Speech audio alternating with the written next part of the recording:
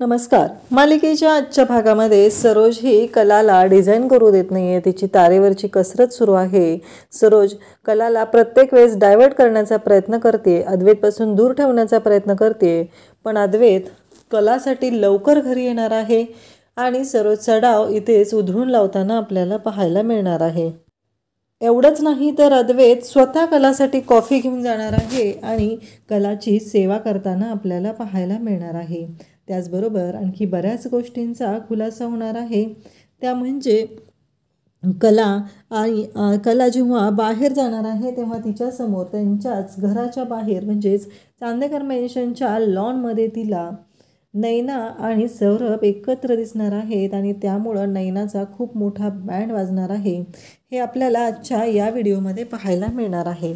त्यासाठी हा व्हिडिओ शेवटपर्यंत पहा. तर इकडे सरोजने अद्वैतला सांगितलेलं असतं या डिझाईन लवकरात लवकर पूर्ण होणं गरजेचं आहे. काहीही झालं तरी या डिझाईन आपल्याला पूर्ण झालेल्या हव्याच आहेत.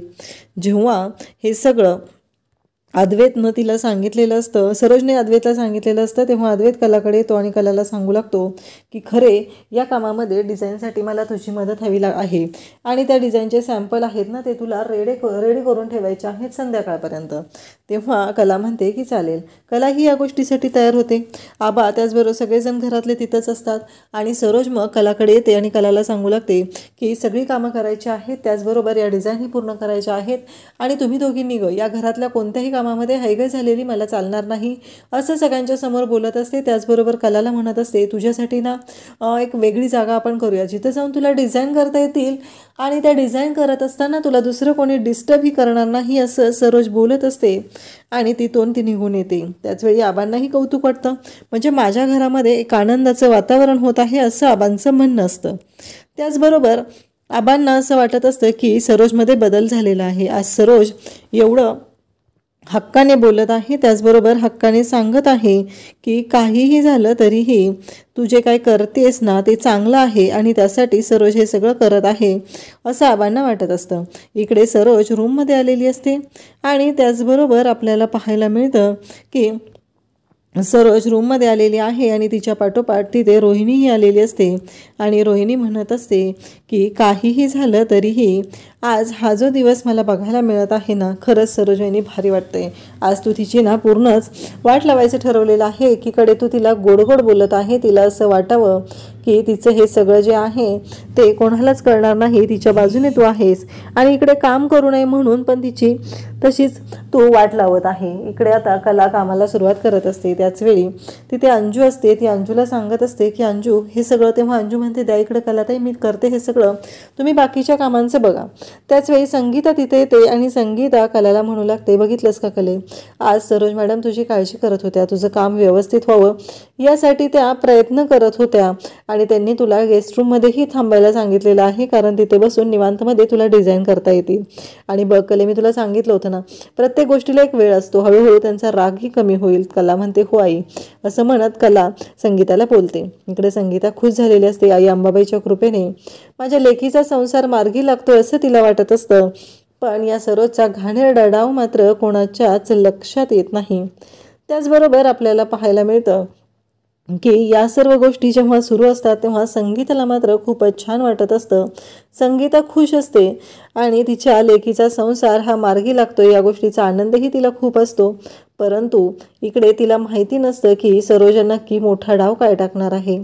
त्याचबरोबर आपल्याला पाहायला मिळतं की इकडे सोहम आता कलाच्या घरी आलेला आहे आणि तो काजलला मदत करत आहे कारण कलाचे बाबा म्हणजे दिनकर आणि काजल दोघंही घरी गेलेले असतात आणि त्यांना मदत करण्याचं काम इथे सोहम करत असतो. सोहम त्यांच्यासाठी चहा घेऊन येतो आणि म्हणतो की बाबा बसा तुम्ही.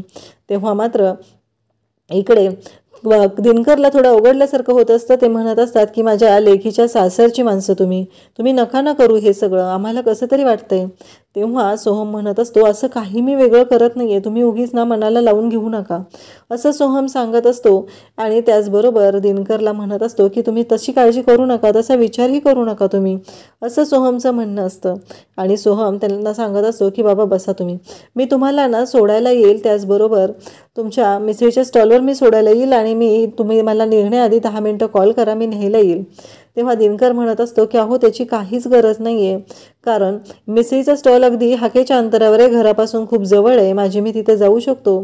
परंतु दिनकरचं असं म्हणणं असतं की नाही, काहीही झालं तरी मी तुम्हाला न्यायला येईल, असं दिनकरला स्पष्टपणे सोहम सांगतो. तेव्हा दिनकरला थोडं अवघडल्यासारखं होत असतं आणि दिनकर म्हणत असतो की मला ना हे थोडंसं नको वाटतंय, असं दिनकरचं म्हणणं असतं. परंतु सोहम म्हणतो अहो मी तुमच्या मुलासारखा आहे आणि ते माहेर सासर वगैरे ही गोष्ट मनातून काढून टाका बरं तुम्ही, असं काही नाही आहे, असं तो दिनकरला सांगत असतो. दिनकरला खरं तर बरं वाटत असतं, पण सोहम हे जे काय करतोय याच्यामुळं आपल्याला कोणाचं ऐकून घ्यायला लागू नये असाही विचार दिनकरच्या मनात आलेला असतो. आता दिनकरसाठी सोहम हे करत आहे, परंतु इकडे काजल मात्र पाहतच राहते. काजल म्हणते की हे सगळं हा एवढं का करतोय, म्हणजे माझ्या बाबांसाठी माझ्या घरच्यांसाठी हा असं का वागतोय, एवढी त्यांची काळजी घेतोय. ह्या गोष्टीचा काजललाही धक्का बसलेला असतो आणि काजलही तेच बोलत असते. त्याचबरोबर काजल विचार करत असते. काजललाही सोहम घरकामात मदत करू लागत असतो, किचनमध्येही तिला मदत करत असतो. इकडे कला आता डिझाईन बनवायला घेत असते. सरोज हॉलमध्ये येऊन बसलेली असते आणि कला डिझाईन बनवत असते. त्याचवेळी सरोज तिथे येते आणि कलाला म्हणू लागते की मला भूक लागलेली आहे, मला कॉफी हवी आहे. तेव्हा कला म्हणते की हो सरोज मॅडम मी घेऊन येते लगेच, असं म्हणत कला कॉफी आणण्यासाठी जात असते. त्याचवेळी सरोज तिला सांगते की मला भूक पण लागलेली आहे, त्याचबरोबर त्याच्यासोबत मसाला पापडही हवा आहे. कारण सरोजचं असं म्हणणं असतं की ही ना आता डिझाईन बनवणार, अद्वैत आला की त्याला प्रेझेंटेशन देणार आणि अद्वैतला इम्प्रेस करणार, परंतु काहीही झालं तरी मी हिला हिचं काम पूर्ण करू देणारच नाही, असं सरोजने ठरवलेलं असतं. म्हणजे एकीकडे अद्वैतच्या समोर घरातल्या सगळ्यांच्या समोर आपण दाखवायचं की हिला मी तेवढी मोकळीक दिलेली आहे आणि नंतर मात्र आपण हिचा बँड वाजवायचा, हे सगळं सरोजच्या डोक्यात असतं आणि सरोज त्याच पद्धतीने वागत असते. तेवढ्यातच तिथून रोहिणी आलेली असते. रोहिणी जिन्यात उभा राहून या सर्व गोष्टी पाहत असते. रोहिणीच्या डोक्यात येतं की सरोज वहिनी हे सगळं करत आहे, पण एक गोष्ट लक्षात ठेव सरोज वहिनी, कसं आहे तू तिला काम सांगितलेलं आहे, पण मी तिचं काम पूर्ण होऊ देणार नाही, कारण कलालाही वाटत असेल की तिला ऑफिसमध्ये एंट्री मिळेल, पण ती एंट्री मी कधीच तिला मिळू देणार नाही. मग आता कला ही सरोजसाठी कॉफी बनवायला जाते. सरोजने तिला सांगितलेलं असतं तिला मसाला पापडी हवा आहे. त्या तयारीसाठी आता कला गेलेली असते. कलाने डिझाईनचं काम तसंच ठेवलेलं असतं, कारण कलाला प्रायोरिटी कशी द्यायची हेच कळत नसतं. कारण सरोजला जर तिने उलट काय बोलली तर सरोज पुन्हा भडकणार हेही तिला माहिती असतं. रोहिणी मात्र या सगळ्या गोष्टींची मजा घेत असते. तिला छान वाटत असतं की या सगळ्या गोष्टींमुळंच आपला फायदा होणार आहे, ही गोष्ट रोहिणीच्या चांगलीच लक्षात आलेली असते. त्यानंतर आपल्याला पाहायला मिळतं की कला आता त्या कामासाठी लागते आणि सरोजच्या समोर अंजूला म्हणू लागते की अंजू सरोज मॅडमसाठी कॉफी बनव ना तेवढी तू. अंजू म्हणते की हो कलाताई, पण सरोज अंजूला म्हणते की अंजू तू माझी रूम साफ केली नाहीस काच. अंजू म्हणते सकाळीच मी पुसून घेतलेली आहे. त्यावरती सरोजचं असं म्हणणं की अजूनही मला धूळ दिसते, तू जाऊन एकदा माझी रूम पुन्हा साफ करून ये. याचाच अर्थ आता सरोजने अंजूला रूम साफ करायला सांगितलेलं आहे, म्हणजे कॉफी बनवण्याचं काम करायचं आहे, ते म्हणजे कलाने कॉफी बनवायची आहे असं इथे फिक्स झालेलं असतं. आणि त्याचबरोबर कला आता कॉफी बनवण्यासाठी जाते. अंजूला म्हणते की ठीक आहे अंजू मी बनवते, तू रूम साफ करायला जा. आता इकडे रोहिणीला चांगलंच कळलेलं असतं की सरोज वहिनीच्या डोक्यात काय डाव आहे आणि सरोज वहिनी नक्की काय काय खेळी खेळते, ह्या गोष्टी मात्र रोहिणीच्या चांगल्याच लक्षात आलेल्या असतात. त्याचबरोबर आपल्याला पाहायला मिळतं की सरोज मात्र इकडे आनंद घेत असते. तुझ्याकडून मी तुझं काम पूर्णच होऊ देणार नाही आणि अद्वैतलाही दाखवून देणार आहे की तू काय करू शकतेस ते, आणि अद्वैतच्या समोर तोंडावर पडशील आणि मग अद्वैत आणि तुझ्यामध्ये भांडणं होतील आणि रात्रभर जागून तुला काम करावं लागेल. आता इकडे अद्वैत ऑफिसमधून आलेला असतो आणि अद्वैतला लवकर आलेलं पाहून इकडे आता सरोजच्या पायाखालची जमीनच सरकते. कारण हा अद्वैत एवढ्या लवकर का आलेला आहे, हा प्रश्न इकडे सरोजला पडलेला असतो आणि सरोज अद्वैतकडे पाहत असते. त्याचबरोबर अद्वैत म्हणतो की अगं नाही आई, ऑफिसमधलं झालं ना म्हणून विचार केला थोडं लवकर जाऊया, आणि मग ह्या डिझाईन पण मला पाहायच्या होत्या त्यासाठी आलेलो आहे. आणि मग कलाची जी धावपळ चाललेली आहे, कला कॉफी बनवण्यासाठी गेलेली आहे, त्याचबरोबर तिथे मसाला पापडाची तयारी चालू आहे, हे सगळं अद्वैत पाहत असतो आणि अद्वैत खरेला म्हणत असतो की खरे डिझाईन. तेव्हा कला सांगते की नाही अजून होत आलेले आहेत, मी करते, एवढंच कला बोलते. तेवढंही तिला बोलायला वेळ नसतो आणि हे सगळं पाहत असते ती म्हणजे सरोज आणि रोहिणी. तेवढ्यातच कला कॉफी घेऊन येते, अद्वैतला पण ती कॉफी देते. त्याचबरोबर ह्या सगळ्या गोष्टी जेव्हा चालू असतात तेव्हा मात्र अद्वैत कलाकडे पाहत असतो. काय आहे नक्की हे सगळं आणि ही खरे किती कामात गुंतून गेलेली आहे हा प्रश्न अद्वैतला पडलेला असतो. कारण ही स्वतःसाठी वेळ देत नाही आहे, डिझाईन बनवत नाही आहे, सगळी कामं हिला स्वतःवरच सोडून घ्यायची असतात. अद्वैत मात्र बारीक लक्ष देऊन असतो कलाचं नक्की काय काय चाललेलं आहे. कारण कला डिझाईन करायला येते त्याचवेळी ती पुन्हा लगेचच तिथे तांदूळ घेऊन आलेले असते. तांदूळ निवडायचंही काम ती त्यातच करत असते. हे अद्वैत पाहत असतो. अद्वैतच्या लक्षात येतं, अद्वैतचं असं म्हणणं असतं की ही खरे जे आहे ना हिला सवयच लागलेली आहे. घरात बाकीची पण लोकं आहेत ना अजून, त्यांनाही सांगायचं काम पण नाही, हिला सगळं काम स्वतःवरच सोडून घ्यायचं आहे असं अद्वैतला वाटत असतं. पण अद्वैतला माहिती नसतं की सरोज कलाला मुद्दाम ही कामं देत आहे. आणि मग अद्वैत कलाकडे पाहत असतो. कला अद्वैतला कॉफी देते, त्याचबरोबर सरोजला कॉफी देते आणि कलाला अद्वैतला कॉफी देऊन झाल्यावर काम करायला जात असते. कलाचं लक्ष असतं काम करायचं आहे हे तिचं टार्गेट असतं. परंतु सरोज मात्र तिचं काम पूर्ण होऊ देत नसते. आता अद्वैत घरी लवकर आल्यामुळं सरोजची मात्र चांगलीच वाजणार असते. अद्वैत नक्कीच कलाला डिझाईन करण्यासाठी प्रोत्साहन देणार हे कुठं सरोजच्या लक्षातही आलेलं नसतं. पण तरीही ती सेफ साईड म्हणून कलाला आणि अद्वैतला एकमेकांपासून वेगळं ठेवण्याचा बराच प्रयत्न करत असते. परंतु इकडे जेव्हा अद्वैत जो असतो तो कलाला मदत करत असतो तेव्हा त्यामुळं कलाला बरं वाटत असतं. परंतु ह्या सर्व गोष्टी जेव्हा घडत असतात तेव्हा मात्र इकडे कलाला धावपळ झालेली असते. कारण तिथे लॉन्ड्रीवाला आलेला असतो. लॉन्ड्रीवाला आलेला आहे म्हणून अद्वैत धावतच लॉन्ड्रीवाल्याकडे जातो आणि तिथे कला धावतच लॉन्ड्रीवाल्याकडे जाते आणि तिथे जाऊन लगेचच लॉन्ड्रीचं घेऊन येते. अद्वैत म्हणतो खरे? तेव्हा कला म्हणते हो चांदेकर आले मी. कला धावत आता रूममध्ये जाते आणि ते कपडे ठेवायला अंजूकडे देते. त्याचवेळी अंजूकडे कपडे दिल्यानंतर कलाच्या लक्षात येतं की हे सगळं काय झालेलं आहे. आणि मग कला म्हणते की आता डिझाईन करायला बसते. कला पाणी घेत असते. तेवढ्यातच तिथं आता लगेचच पेपर बिलवाला येतो. कला म्हणते हो आले असं म्हणत कला पेपर बिलवाल्याकडे जाणार असते. परंतु त्याचवेळी अद्वैत म्हणतो की थांब मी बघतो असं म्हणत अद्वैत उठतो आणि कला डिझाईन करत आहे. तिला इतक्या वेळा उठायला लागत आहे या गोष्टीची जाणीव अद्वैतला झालेली असते. म्हणून अद्वैत धावतच आता त्या पेपरवाल्याकडे जातो आणि त्याला ते बिल देतो आणि कलाला म्हणतो की तू काळजी करू नको. तरीही जाताना पेपरवाला कलाला सांगत असतो की कला ताई बिळाले हा पैसे निघतो. अद्वैत हे सगळं पाहत असतो. अद्वैत म्हणत असतो की हिची काय धावपळ चालली. त्यानंतर कला लगेचच ते तांदळाचं ताट घेऊन जाते आणि भात शिजायला टाकत असते. घरातला स्वयंपाकही वेळेवर झाला पाहिजे, घरातल्या सगळ्या गोष्टीही झाल्या पाहिजे, डिझाईनचं कामही झालं पाहिजे आणि कलाची ही तारेवरची कसरत सुरू असते. अद्वैत कलाकडे पाहत असतो आणि कला मात्र तिचं काम करत करत बाकीच्या गोष्टीही मॅनेज करत असते. त्यानंतर अद्वैतलाही तिनं कॉफी दिलेली असते. अद्वैत कॉफीचा मग घेतो आणि कलाकडे येतो. कला उठत असते तेव्हा कलाला म्हणतो की बस ही कॉफी घे असं म्हणत जबरदस्ती तो कलाला कॉफी देत आहे आणि तिला प्यायला सांगत आहे. त्याचवेळी आपल्याला पाहायला मिळतं की अद्वैतने हे सगळं केलेलं असतं ते कलासाठी केलेलं असतं. कलासाठी हे सगळं करत आहे हे पाहून मात्र आता इकडे बँड वाजलेला असतो. तो म्हणजे सरोजला कळायचं बंद झालेलं असतं. कारण एवढं सगळं घडलेलं असतं आणि सरोजला माहितीच नसतं की यामध्ये काय काय घडत आहे. सरोज मात्र पाहतच असते. कारण अद्वैत कलासाठी गेलेला आहे. कलासाठी तो स्वतःहून कॉफी देत आहे. या सर्व गोष्टी तो कलासाठी करत आहे. या गोष्टीचा सरोजला मात्र खूप मोठा धक्का बसलेला असतो.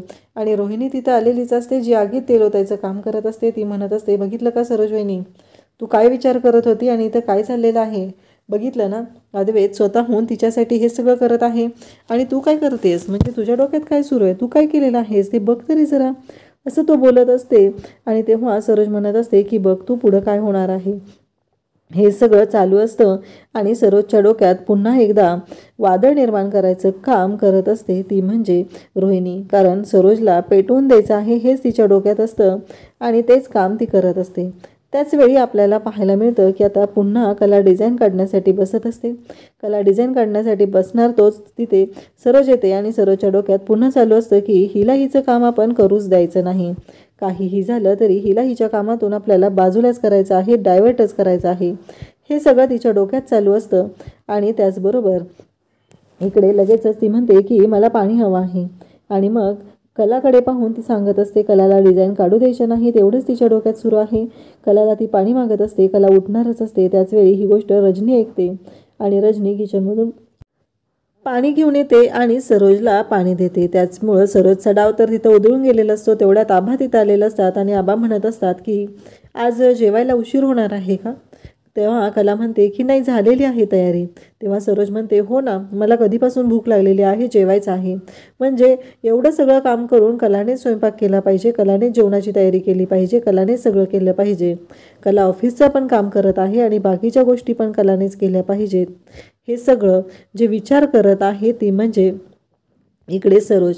तेव्हा आबा म्हणतात की विहीनबाईंना पण बोलवून आण. कला म्हणते की हो, झालेलंच आहे माझं, मी घेऊन येते तिला बोलवून. असं म्हणत कला आता संगीताला बोलवायला संगीताच्या रूममध्ये गेलेली असते.